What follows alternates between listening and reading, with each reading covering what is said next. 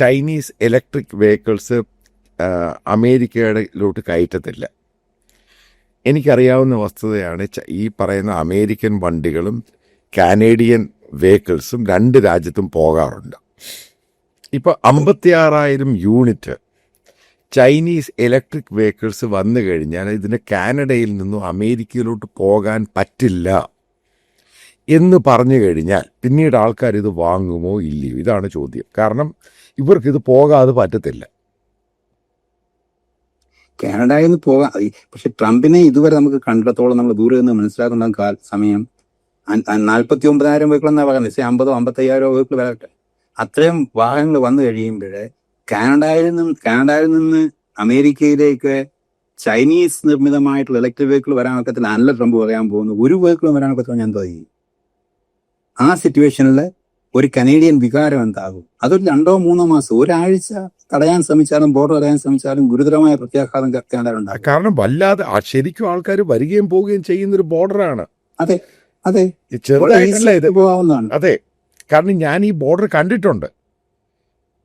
നമ്മൾ സ്ഥിരം ക്രോസ് ചെയ്യുന്ന ഞാൻ പറയുന്നത് വളരെ ഈസി ആയിട്ട് ക്രോസ് ചെയ്യാവുന്നതാണ്. നെക്സസ് ഒരു കാർഡ് ഉണ്ടെങ്കിൽ ഒരു സ്റ്റോപ്പ്. കാരണം ഇവര് ഡേ ടു ഡേ ആക്ടിവിറ്റീസ് വേണമെങ്കിൽ പറയാം. ക്രോസ് ചെയ്ത് പോകുന്നു, ജോലി ചെയ്യുന്നു, തിരിച്ചു വരുന്നു, അങ്ങനെ ഒരു രീതി പോകുന്നതാണ്. അപ്പൊ ഇങ്ങനെ ട്രാൻസ്പോർട്ട് ഒരുപാട് അതുണ്ട്. ഗുഡ്സ് ഒരുപാട് ട്രക്ക് ട്രാഫിക് ഉണ്ട്, ഗുഡ്സ് ട്രാഫിക് ഉണ്ട്. ഇതൊക്കെ ഇതിന്റെ ഭാഗമാണ്. ഇതിനൊക്കെ തടയാൻ ശ്രമിക്കും. ഇപ്പൊ ഞാനതിലേക്ക് നമ്മുടെ ഒരു ഇമാജിനറി ആയിട്ടൊക്കെ സംഭവിക്കുമല്ല പറയുന്നത്. പക്ഷെ ഇന്ന് നിലനിൽക്കുന്ന സിറ്റുവേഷനകത്ത് ഇപ്പം നമ്മുടെ ഗ്രീൻലാൻഡിനെ സംബന്ധിച്ച് പറയുകയാണെങ്കിൽ, ഗ്രീൻലാൻഡിനകത്തൊരു റെഫറൻഡം നടക്കുകയാണെങ്കിൽ അമേരിക്കയും മിക്കവാറും അത് കിട്ടും. അതിനകത്ത് വളരെ ശക്തമായിട്ട് ഒരു ഭംഗിയായിട്ട് ഇവര് വെറും ഒരു പൊളിറ്റീഷ്യൻസ് അല്ല ഈ ട്രംപിന്റെ ടീം എന്ന് പറയുന്നത്. അവർക്ക് നന്നായിട്ട് നെഗോഷിയേറ്റ് ചെയ്യാൻ അറിയാവുന്ന ബിസിനസ് ക്ലാസ് ആയി വരും. അതിനകത്ത് വളരെ നമ്മളിപ്പം ഒരു സ്കോട്ട് ബെസൻ എന്ന് പറയുന്നത് ട്രഷറി സെക്രട്ടറി, അദ്ദേഹം ഡാവോസിലുണ്ട്. പുള്ളി ഒരു സ്റ്റേറ്റ്മെന്റ് കാണും. അപ്പൊ അതിനകത്ത് പറയുന്നത് വി വിൽ ഡു, നമ്മൾ സെറ്റിൽ ചെയ്യും, ഒരു ട്രൈലാറ്ററൽ ഡിസ്കഷൻ കൂടെ സെറ്റിൽ ചെയ്യുമെന്നാണ് പറയുന്നത്. ഒന്ന് ആലോചിച്ച് നോക്കണം, 8 രാജ്യങ്ങളാണ് പട്ടാളത്തെ അയച്ചത് അങ്ങോട്ട്.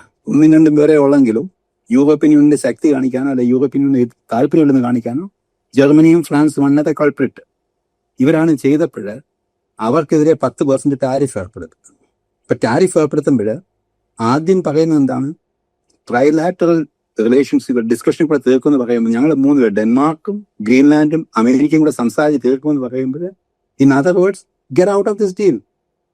ഇനി നിങ്ങൾ സംസാരിക്കണം, നിങ്ങൾ പുറത്തിറങ്ങാനാ പറയുന്നതിന്റെ ഒരു ഡയറക്റ്റ് മെസ്സേജ് അത്. കാരണം നിങ്ങൾക്ക് ഇതിനകത്ത് വലിയ പ്രാധാന്യമൊന്നും ഞങ്ങൾ സംസാരിച്ചോളാം.